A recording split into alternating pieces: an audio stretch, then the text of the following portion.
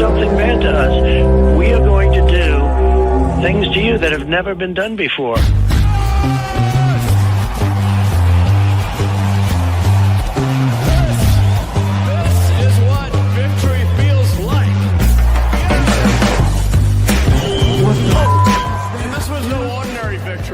This was a fork in the road of human civilization.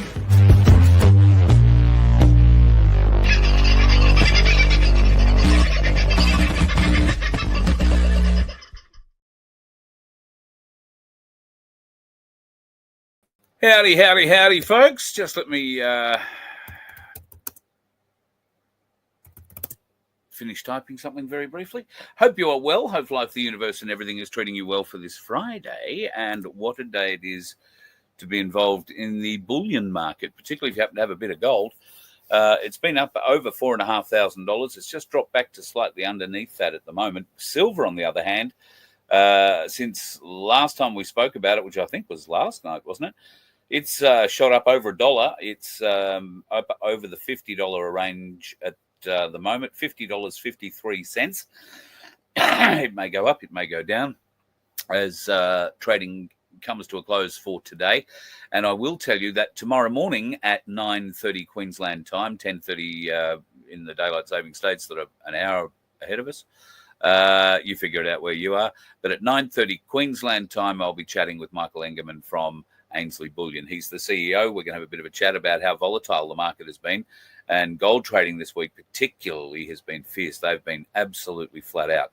So we're going to have a bit of a chat with him, get some insights into what the market is doing at the moment and whether or not it's a time to, it's always a time to buy, let's just say, when it comes to silver and just about all precious metals. And but if you have to sell, then, well, I guess now's not a bad time to sell. The price is on the up. But my advice would be keep it tight as much as you can. And if you haven't already got an Ainsley Saver account, then by all means, please get into it. We'll talk more about that tomorrow, 9:30 tomorrow morning with the CEO of Ainsley Bullion. That's Michael Engerman. Tonight, however, we're going to have a, short, sharp, sweet show. But that doesn't mean I'm going to excuse the, look out. This is Mum calling me again. This doesn't mean I'm going to excuse the Waving Wonder from being involved in any way, shape, or form. And here's Vince. How exciting it is. And get used to seeing that wave, folks, particularly if you are in the Mannum area, because you might be seeing a bit more of it in the not too distant future. Could that be right, Vincenzo? Maybe a little bit. Got to sort of make myself known around town a bit more, yeah. Yes. So would you like to talk about the reasons why, or are you planning on just becoming one of those gentlemen about town who helps the widow spinsters with their shopping? Careful, boy. What are you suggesting there? I'm suggesting you're a wonderful gentleman who will help anybody in any way they need. Yeah, well, effectively that's what we're doing. I got asked a little while ago whether I'd be interested in running for council due to the fact that we had one of our councillors retire here. So after a bit of toing and froing and backwards and forwards and thinking about it, etc., I thought, well, so, like most people, I don't really look at council or what it does, basically because we just sort of all accept that it's there and our rubbish gets what are you picked going to up, do about it? Yeah, looked at, and knowing the corporatisation and bits and pieces. But basically, council is there for the community and the people as well. So in the end, I thought, I'll go. I know a fair bit about politics in the federal level and what's happening overseas, but local, I know nothing. So I'm a clean slate, effectively. Right? So I thought, my policy is you represent the person, which means you're the servant, not the master. So it's not a power grab. And I'd be happy to go and speak on behalf of my community. So it sounds like you're going in with every intention of representing your community or representing them, which is exactly what we're all about. it's also handy to get some first-hand knowledge of how the system works. So I think that's great. And I honestly, having known you now for as long as I have, I can honestly say, folks, in the Mannum area, if you are looking to put yourself down or put your vote down with a councillor that will truly look after your interests, then Vince Panel is a straight shooter. He will be very honest with everybody at council level, and better still, and more importantly, he'll be 100% honest with the constituents that he represents. So good luck to you, brother, and anything I can do to help you in this regard, you just let me know. Yeah, no worries, mate. I've put the check in the mail, by the way. What, you don't use electronic banking down in Mannum, do you? Well, we used to have banks here once upon a time. Back in the day. Yeah, that's a whole different story. I know. No, we'll see how it goes. There's 3 people that are running for council, so it'll be getting out there and just asking around, asking what the people want, how they want to be represented. And that's, as I said, blank slate. I'm not a local politician. I'm just a person that's going to stand up there. I'm stubborn enough, thick-skulled enough, arrogant enough to speak the truth when I need to, sometimes to my detriment. So it's to my detriment because I've spoken it to you enough times. I hear you. But there's a lot of honesty in what you say, and maybe the people of Mannum are ready for a bit of honesty, and certainly the council could be ready for some of it. Do with a good dose. You'll probably get outvoted, but maybe you can. Some of your values can seep into the council. Not that I don't think you've got a particularly bad one, unlike the folks in Sydney who've had their rates put up 40% by the council. Yeah, I saw that. In fact, I know that the council here, on the short amount of interaction I've had with them so far, I know that they've been actually holding back on putting the rates up too much here in Mannum. And they seem to be on a good path. They're trying to work on getting rid of the big deficit from the previous administration. So, it will be very interesting to see what groups are and aren't involved and all that sort of stuff. Just looking out of the 3,000 odd or whatever that's in the ward, only about 30% of the people actually vote. So that gives you a bit of an idea, right? 60% are like me and just, the council's there. Yeah. But, so we'll see. I'm happy to do that for people if they wish to have me. If not, I've got plenty of other stuff to do because I know certain FBN network I've got to finish building, so I better get onto that as well. Absolutely, and I know a certain guru who's got some things he'd like to share on there too, so you need to pick up the phone there. I'll make that my weekend job, I think. Get into that. There you go. All right, so some interesting news. I did put up a image, I think it was one day last week. I think I've deleted the image here. Let me just have a quick look to see if I've got it. No, I didn't. This is the image. Rogue gender clinics giving Queensland kids puberty blockers without parental consent. Well, there has been news, particularly today. The Queensland government has put an immediate pause on new trans patients under the age of 18 from accessing hormone therapies in the state's public health system.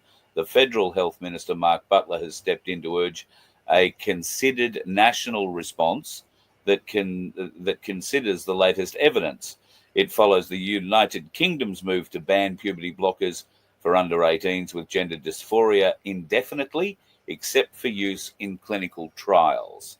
So Australia overall is going to be having a look at the laws and the lack of them really around prescribing puberty blockers and hormone treatment to kids as young as 12 who might be having a bit of a moment, but stuff that's far too young. So I think that's probably a bit of good news, along with you running for council to kick off tonight's show. So, let me ask you a question, Carl. Let me ask you a question.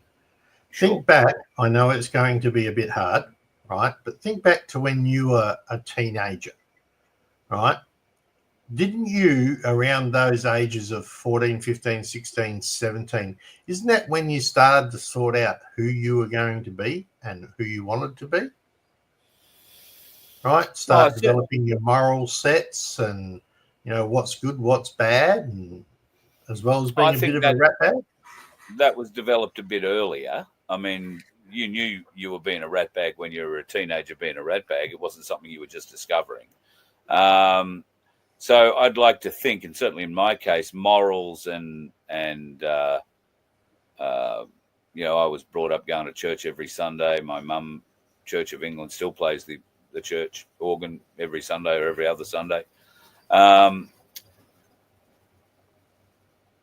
So not so much the morals and the that kind of thing. I get that is where those inputs are tested, I think, as a young person. When you become 16, 15, 16, 17, 18, you feel you're invincible.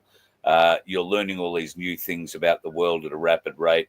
You're stronger, you're faster, you're improving in areas that you lacked when you were a little kid, and now you're stronger. And all of a sudden, there are girls or there are boys, and you're taking a bit of a different look at how they work. And unfortunately, when I went to school and did sex education, which I want to say happened in year 8, there was something in year 6. There was a book, Where Did I Come From, I think was the name of the book. And that happened in grade 6. But then in, I want to say it was either year 7, but I'm pretty confident it was year 8. There was sex education classes. And I remember I had a stuttering teacher, and it was quite interesting when he had to start talking about the penis and the vagina. It was a quite an hysterical thing. He must have found it absolutely terrifying to come into our sex ed classes. However, I want to say Where Did I Come From was employed in that process too, or a bit better version of it, had more diagrams. Wouldn't say it was anything anywhere near complete, but I don't remember anybody in my class, boy or girl, who was confused about whether they were a boy or a girl. They may, and I can't speak for all of them, there may have been gay boys. I didn't have too many boys in my class, but maybe there were gay boys. Maybe there were gay girls. I don't know. I wound up going to a different school from year 9 onwards, and there it was all about survival rather than and girls rather than education. Making sure you got a bit of butter at the table when you sat down to have your toast in the mornings, and there was something left at the dinner table when you got there that night. So the point is that little discussion just basically said it's that elderly, that later ages of teenagehood where you start figuring yourself out. You can't be doing that at 12. No. Right? So, and I mean, I know people who are going through those processes and whatever, and, they're at the age now where they can start to make their own decisions and do that and choose that format. And if they're really sure, a little boy that says, "Oh, gee, Barbie is so pretty in that dress. I love that dress," is just being honest. Yep. He's admiring a beautiful girl, and if he was allowed to grow up to be a beautiful young man, he would probably be dating Barbies or girls that look like them. But if he happens to be running into a fucking blue-haired, rinse-head, nose-pierced retard that's a counsellor in his play school group, they'll be counselling him that because he likes the pink dress that he, you want to wear that? Oh, well, yeah, I'll give it a go because, when you're a little kid, you don't mind doing dress-ups. That's not a thing. And I guess when you get to 15, 16, 17, you can do dress-ups as well. It doesn't really matter. I happen to know that in Cubs and Scouts, it's quite encouraged to get into drag and do shows, or at least it Yeah. was when I was in Cubs and Scouts. Yeah, it was for me as well. Yeah. So, but mind you, the Dick Emery show, the Benny Hill show, and Dave Allen were staples of comedy at the time. Don't forget Arnie Jack. Arnie Jack. How could I? God, she'll rip my bloody arms off. So, our comedy sense at the time was very radically different to what it is today. Today, the younger folks, if I may call them that, have a very different sense of humour.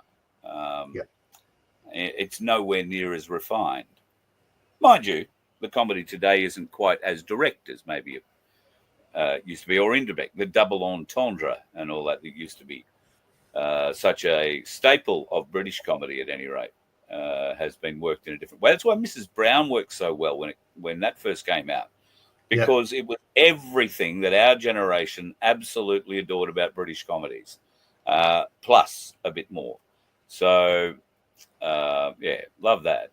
I think at this juncture, I've got to make sure that I don't get my ass kicked. And then I want to move on to what's happened over the Potomac River overnight. Hi, are you passionate about supporting independent media and social events?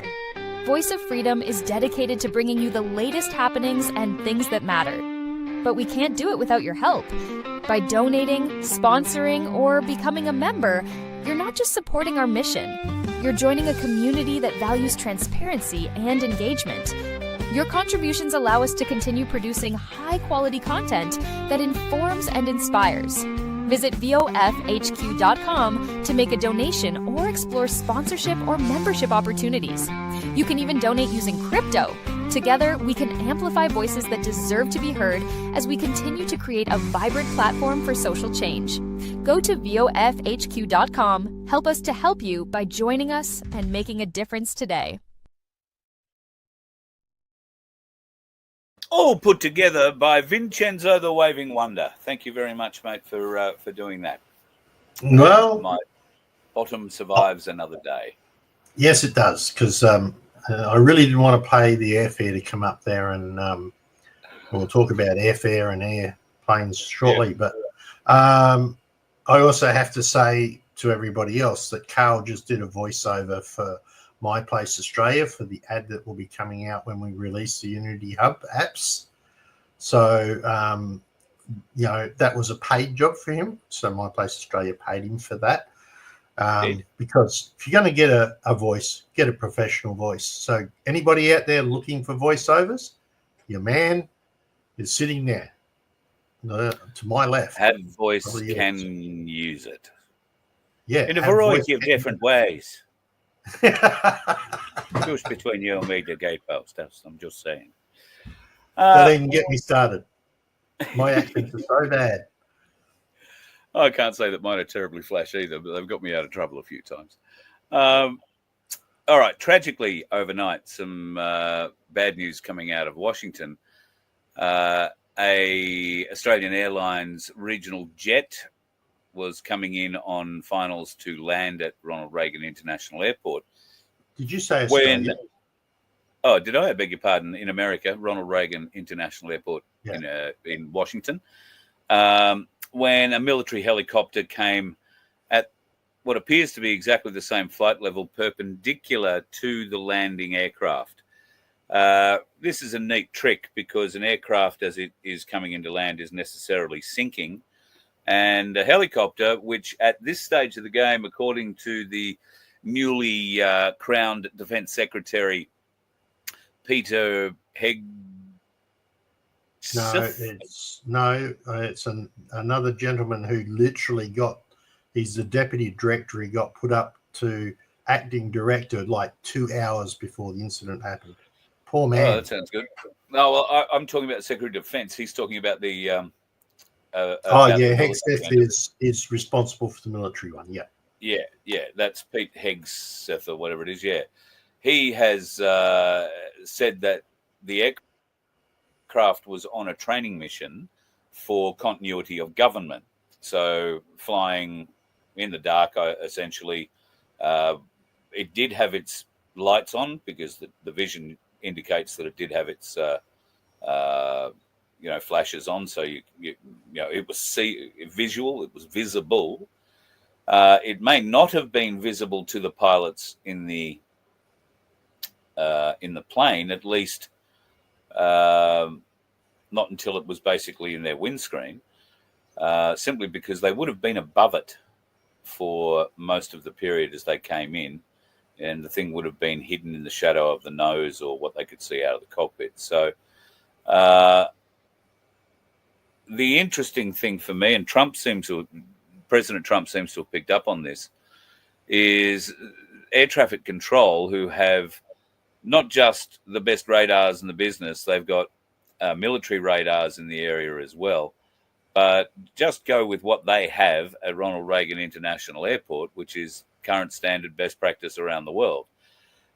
They have proximity alarms. They have all sorts of things that go off when there are two dots on intersecting tracks, and they go off when they are kilometers apart, not a few feet or a few hundred feet. They go off when they are kilometers apart. Why didn't that alarm trigger? There are 3, possibly 4 reasons for this accident.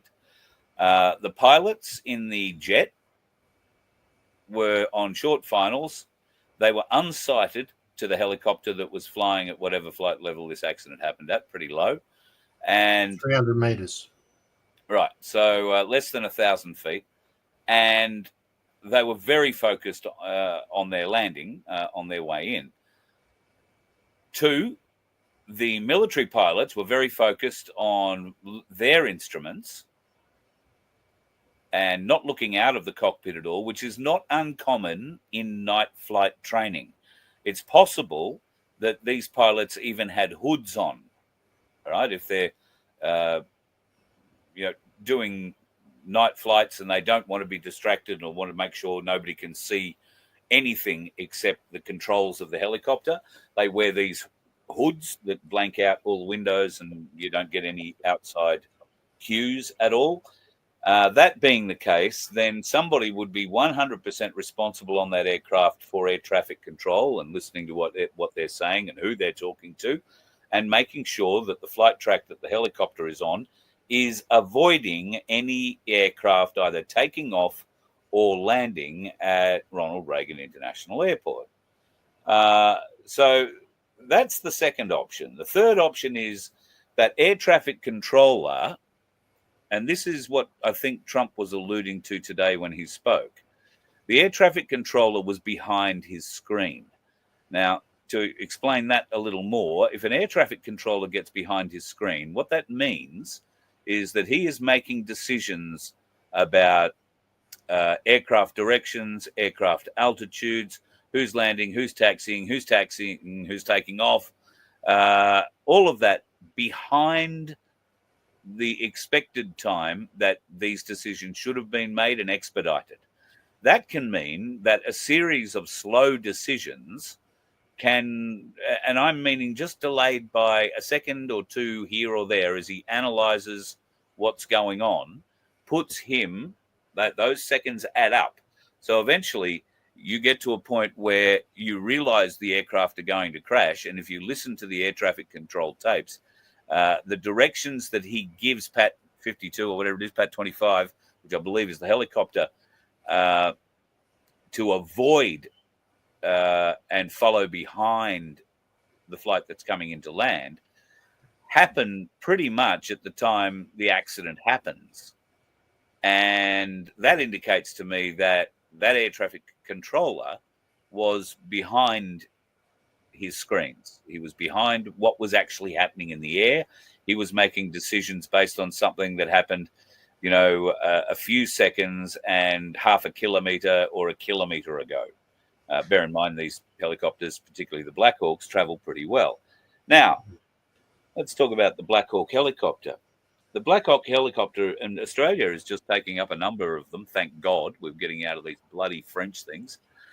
Death traps they are, the MRH-90s. We're getting Black Hawks back, and Black Hawks are amongst the most reliable, the most reliable and amongst the most maneuverable helicopters.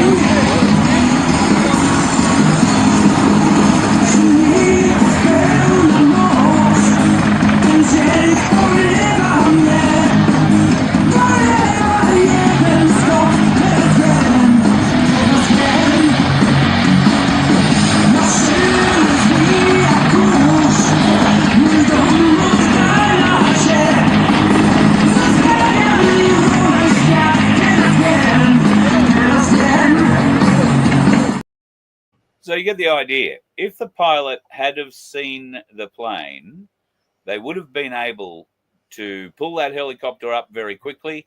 They could have climbed it. They could have dove it. They could have turned it around and flown the other direction, all within the matter of a couple of body lengths of the chopper. It didn't need a great deal of time to do this. They are exceptionally maneuverable. So that indicates the pilots weren't looking out the window at all. Or you think they would have taken, some. There is a fourth potential reason. I don't know whether or not it's a viable one or not. There is a fourth one though. I don't know who else was traveling on that plane other than some US figure skaters and some former Russian world champion figure skaters who were just coming back from, I think, some national titles or something that were being held in Kansas. But who else was on that plane? It is possible, because they are doing it now, flying these kinds of Black Hawk helicopters via remote control. And if you wanted to bring down a plane with somebody on it, it could be done. Now, we've got people identified as coming off that aircraft, but we've had crisis actors discovered in these roles before. I'm just saying it's a fourth possibility that's been thrown out there, and as we've covered every other conspiracy theory known to bloody man, it would be rude of me not to cover this one, wouldn't it? Well, it's about time we got one wrong. Oh, sorry, did I say that out loud? Yeah, true that. Yeah. Well, apparently, though, there was a call put out by one of the tower operators to the helicopter just before saying, "Do you see the plane?" Yes. To which the pilot answered affirmative. So they now believe that he was looking at the one that was coming from behind that. There was another one that was actually coming in behind the one that actually got hit. Yeah, right. So they're wondering whether they saw that one. So yeah, it's a terrible, terrible tragedy. However, it's the first one America has had since '93, I think. Wow. Okay. Wow. Right. So that's a lot of hours in the air. So very terrible tragedy. I'm sure that it'll be investigated, and Donald Trump seems to be all over it. So his people, who I will bring up here again shortly, are all over it. It seems to be a whole of government response. Speaking of whole of government response, the confirmation hearings are taking place in Congress at the moment, and RFK Jr. has been confirmed as the new boss of health and associated other good things in America, but not before Bernie Sanders tried to have a bit of a go, and I don't think Bernie voted for him, put it that way. Have a look at the way that RFK Jr. handled this with Bernie Sanders, and you've got to feel, I think, pretty comfortable that if you were an American and you were wondering how the state of the country's health system was going to be under this bloke, you're going to be very, very happy indeed. Just watch this. And by the way, Bernie, the problem of corruption is not just in the federal agencies, it's in Congress too. Almost all the members of this panel are accepting, including yourself, are accepting millions of dollars from the pharmaceutical industry. And protecting their interests. Oh, I thought that would go. No. I ran for president like you. I got millions and millions of contributions. They did not come from the executives, not one nickel of PAC money from the pharmaceutical industry. They came from workers. In 2020, In 2020, you were the single largest Because I had receiver of full pharmaceutical money. contributions from workers all over this country. Workers, You were the lift single- not a nickel from corporate Bernie, tax. you were the single largest acceptor of working- pharmaceutical dollars. No, from workers in the 1.5 industry. million. Yeah, out of 200 million. All right, but Bastard. Now you got to think with RFK in charge, there's going to be a clean out in the health, a dose of salts put through them, so to speak, which I think is going to be tremendous. However, there has been another appointment, and it has been confirmed today that Kash Patel will take up the role as director of the FBI. Where One are of you the- getting your information from? I mean, I watched all of that stuff happening earlier today, and I didn't think they were confirmed yet. Well, I know Tulsi Gabbard's is- not. the bit that I've got here says Kash Patel confirmed as FBI director, and Yippee. this is one of the video pieces they put up to support it. One of those inquisitors that they've got to sit in front of at Congress has asked him a question about the Epstein files, and have a listen to his answer to this. I want to talk to you about the Epstein case. I have worked on this for years, trying to get those records of who flew on Epstein's plane and who helped him build this international human trafficking, sex trafficking ring. Now, earlier I urged then Chairman Durbin to subpoena those records, and I ended up being blocked by Senator Durbin and Christopher Wray. They stonewalled on this, and I know that breaking up these trafficking rings is important to President Trump. So will you work with me on this issue so we know who worked with Jeffrey Epstein in building these sex trafficking rings? Absolutely, Senator. Child sex trafficking has no place in the United States of America, and I will do everything, if confirmed as FBI director, to make sure the American public knows the full weight of what happened in the past.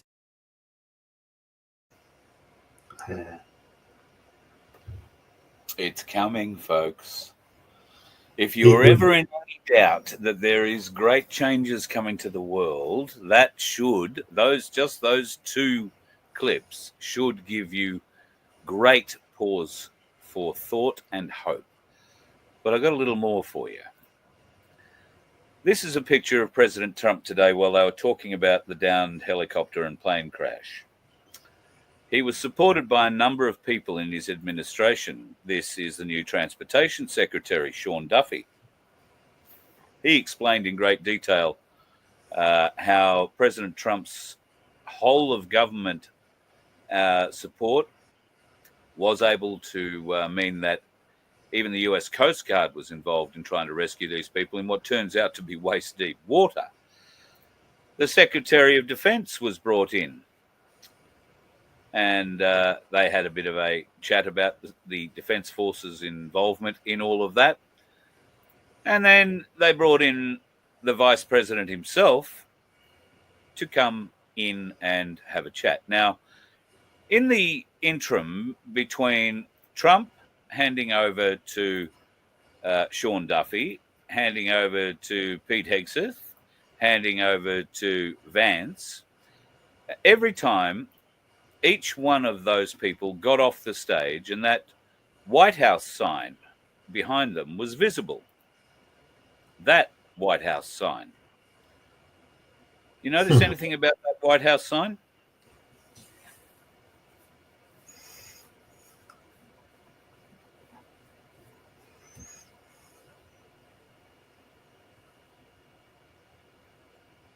You're not noticing it? No. Other than the fact that it's not the fake one that was sitting behind somebody else. Well, you raise a very good point. Where is the DC? Oh, valid point. I don't know. Did there used to be a DC? Washington Maybe that- District of Columbia. Because there is a Washington state as well, isn't there? Somewhere don't up know. in Seattle. Seattle, Washington. Washington, Seattle. So Seattle, Washington, yeah. Yeah. So there is no DC. I've seen other official government documentation since Trump came into power where there is no DC on anything. The independent state is no longer an independent state. Is that what you're suggesting? Well, it was a country within a country. Yeah, that's what I meant to say. Yeah, like the City of London, like the Vatican. And this was the third pillar, the military arm. Okay? So, and that's why Washington District of Columbia was created. It's not American land. Well, it appears to have been taken back, is what I would say about that. I wonder if the American people have noticed. And if you do know Americans, and I know we've got a couple who watch the show, folks, have you seen that? Keep looking in your part of the world. You'll see this a lot more than us. You'll see a lot more official Washington stuff on your screens than we will here. Keep an eye out. But as far as I'm aware, everything I've seen recently that's come out with anything to do with Donald Trump on it does not have a DC under Washington. And I, for one, think that's a bit significant. It's well worth looking into. Now, I did say it was going to be a short, sweet show because tomorrow I'm going to put two shows together. 9:30 tomorrow morning, Queensland time, catching up with Mike from Ainsley Bullion. He's the CEO. A lot of big things happened this week in the gold and silver markets or in the precious metals markets. And then a little later on in the afternoon, whether or not I record this and play it back at the normal time or we do it at the normal time, we haven't figured out yet because our guests will be traveling at the time. So it's about when they get to wherever they're going to get to and get some coverage. So I'm going to catch up with the folks from the corruption whistleblower again, Peter and Donna, and we'll get an idea of how things are lining up for February 8th and the grand jury indictments. So they're both shows we're having tomorrow. Before we go, though, Vincenzo, I want to play you a little commercial for something that was manufactured in 1953. And at the end of it, I want you to tell me whether or not you think the same standard applies today. Okay? Okay. Watch this. In your Frigidaire cold pantry, there's a place for all your foods. Fresh and frozen, canned, bottled, and wrapped, new bought and leftover. They're all right there, and they're all at your fingertips. Let's start with the most ingenious door in any refrigerator. It has special places for bottles, spreadable butter, cheeses, even leftovers, and a big picture window hydrator for fruits and vegetables. It tilts down to show you your supply at a glance. And it also lifts out, so you can take it over to the sink when there's a fresh supply to be washed and put away. But that's just the door. Think of all you can store in here on these big firm shelves that roll all the way up to you, so you can get at the food in back without moving anything in front. And how about your frozen things? Oh, yes, there's a place for them, too, in this big, big food freezer. Even your ice cubes have a special place for storage, right here. And watch how they get there. You just take out a tray, turn it over, and push. You get a shower of ice cubes all frosty dry and ready to use. See all the wonderful ideas in this Frigidaire cold pantry at your own Frigidaire dealer. Oops. I mean, there's got to be some fridges, I guess, like that somewhere, but that's your basic run-of-the-mill fridge, 1953, nothing basic about it. If you had one, you were very lucky. But how functional, particularly that fridge door? What I was laughing about was when she said, all available in your Frigidaire, and I went, I had one of those here in Australia. Yeah, absolutely. Big brand. Now I'm feeling old. My mum still has a Westinghouse fridge that's the beer fridge in the garage now, that is from 1955. And still running?